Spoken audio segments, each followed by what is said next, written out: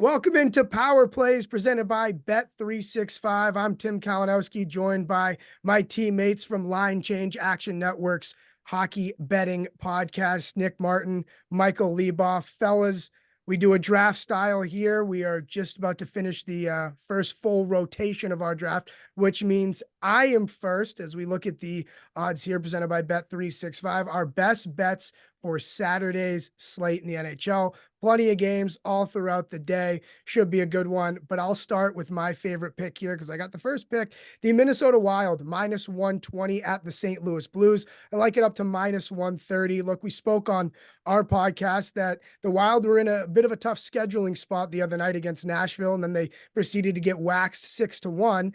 Well, meanwhile, St. Louis, they just finished up a Western swing where it ended with an overtime loss to the Edmonton Oilers. It's their first game back. Something's got to give here. I still think that Minnesota is better than St. Louis. The odds reflect that. And I think that we could see St. Louis being a team that could potentially be selling off. And I think that they continue to drop a little bit here and make that decision a little bit easier for a general manager, Doug Armstrong. The Wild just have way more avenues than the St. Louis Blues. I think they're in another tier than them, slightly. So give them to me here as a short favorite.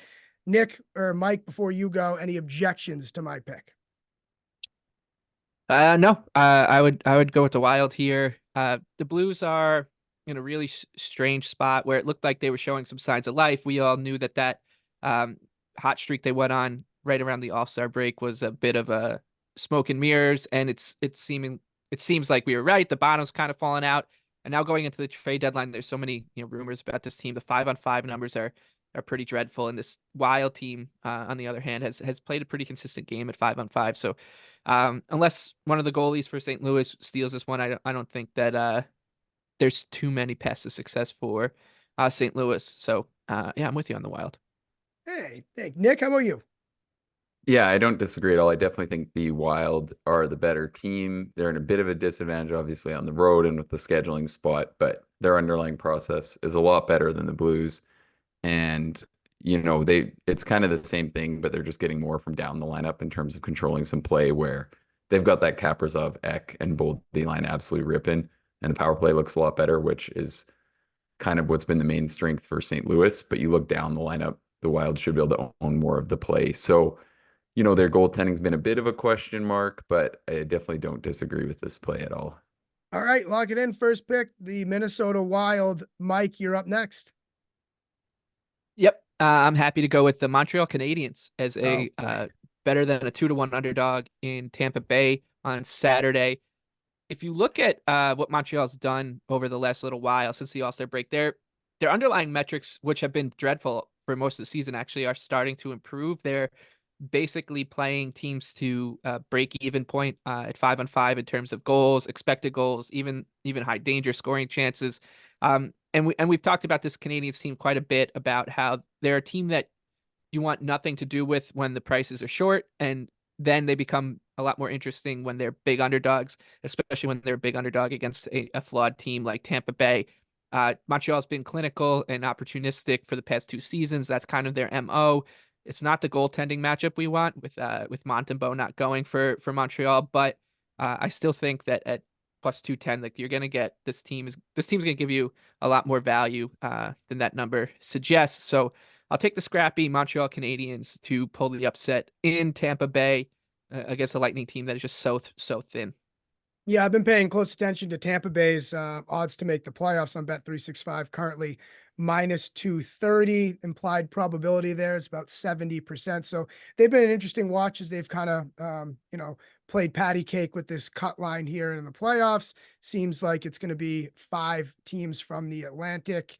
And, I don't know, New Jersey, it's been fascinating. Your Islanders, Mike. So I endorse the pick. I think that just the way I see this game going, it's probably going to be low scoring, and that plays in, I guess, both teams' hands. But as long as Tampa Bay stays away from the power play, could be an avenue for Montreal. Nick, how do you feel about the pick?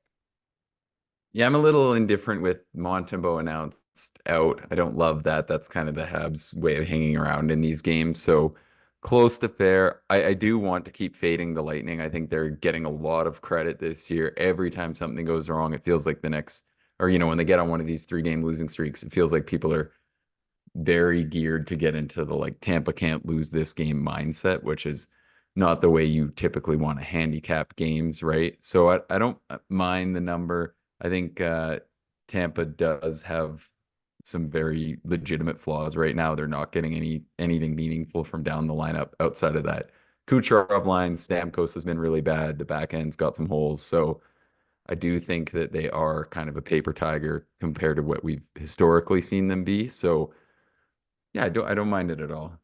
All right, the Habs, lock it in. Nick, finish us off here. Okay, I am going to go with the Pittsburgh Penguins, team that's let down a lot relative to, I think, just kind of their betting numbers all season long. But I want to start selling on the Flames. I think this 4-game win streak gives us a really good opportunity. Chris Tanev's out of the lineup. It's one piece, and Shillington is going to help cover that absence, but he has been legitimately good. This isn't just a defensive defender who gets caved in. It's another really capable body out of the lineup. I look at the top of the Penguins lineup, still got the top guys that can drive play, and they're getting good goaltending. They've lost a lot of close games this year, but I think getting better than even money in this specific game just makes a lot of sense. Good spot to sell on the Flames. I look at the actual rosters that are playing in this game too, and I think I want to price this a little closer. And then the other thing I'll throw out there is that I'm very aware that this is Mika Kiprusoff night. Oh, no. Well, I'll throw out first off, Mike knows that what I'm going to say here. There's no correlation between teams winning these games and not. And I'll throw it to specifically the Calgary Flames, who lost as pretty big favorites to the Minnesota Wild on Jarome Iginla's jersey retirement night. And I don't think that has any indication on this game. My point is just simply that teams in the NHL can find a way to play on the road in these spots. They're both going to be trying at their hardest. So buying into like the can't lose kind of narrative with it being Kiprusoff night, I don't think is an overly smart thing. I think the Pens are the kind of team that can figure out how to play hard in spite of that. So I think it's just anything past even money for me is a good price on this game. Yeah, I mean, Kiprusoff, that's a throwback for sure. I would say my gut would tell me that it's actually easier for the road team because they kind of aren't as involved in all of the pregame shenanigans. You kind of, have any of that added, time before the game, whatever. You got to just keep stretching out in the hallway, whatever you got to do. Mike, how do you handicap the Mika Kiprusoff situation? Because, the Islanders, I'm sure there's been a lot of these type nights on the island. Yep. Last time I can really remember one was the Islanders winning on Butch Goring retirement night when they spite retired his number 91 right before the world shut down with the pandemic. But, to Nick's point, the Pittsburgh Penguins went 0-3 or 0-2 with Jaromir Jagr in the building. They lost to the Kings on Jagr night. So makes some sense there. I will say, I think if you're getting better than plus money on Pittsburgh, it's the right play here. I don't think either one of these teams is built to profile well as a favorite, especially with Pittsburgh banged up. But getting a plus number on a Penguins team, I think, is better than Calgary. The goaltending advantage for the Flames kind of gets negated here with the way the jar is going. And like Nick said, it's not just taking Tanev out of the lineup, but if you want to look even beyond that and get into some sort of narrative-y type things, like you just won 4 games in a row as a team, and then your general manager and they knew this was coming, right? They've been talking about it all year, but then your general manager turns around and trades away one of your most important defensemen to a team in your conference. It's got to be a little bit of a punch in the gut for the Flames. So maybe it gets weighed out by seeing Mika Kiprusoff back in the building. So maybe that just becomes a wash now. But I do think that Pittsburgh is probably deserved to be at least a pick 'em in this matchup. So it would be the Penguins for me here. Yeah. Yeah, Calgary's been feisty as they've sold off here, but it's almost like too feisty. It has to come down to earth at one point when you look at the rosters. So there you have it for Saturday's picks. I'm on the Minnesota Wild. Michael Leboff, he is on the Montreal Canadiens, and Nick Martin is on the Pittsburgh Penguins. Before we go, though, I got to let you know that Power Plays is presented by Bet365.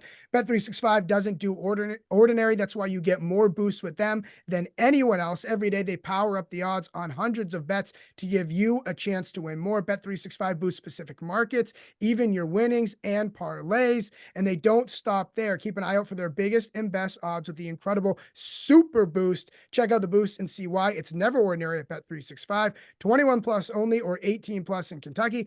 Present in Arizona, Colorado, Indiana, Iowa, Kentucky, Louisiana, New Jersey, Ohio, Virginia. Gambling problem? Call 1-800-GAMBLER in Colorado, Indiana, Kentucky, Louisiana, New Jersey, Ohio, Virginia, or 1-800-BETS-OFF in Iowa. Terms and conditions and restrictions apply. Everybody have a wonderful Saturday enjoying the NHL slate. Good luck to all your bets, unless, of course, you're against one of us. And we'll see you next time on Power Plays.